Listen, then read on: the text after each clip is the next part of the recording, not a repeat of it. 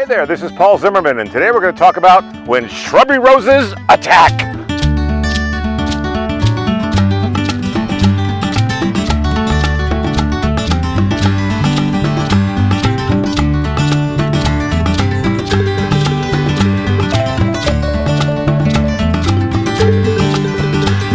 We've all had this, shrub roses that put out really long canes and they kind of flop around. You don't really know what to do with them, and you could peg them to the ground. We've done a video on that earlier, but here's a slightly different way.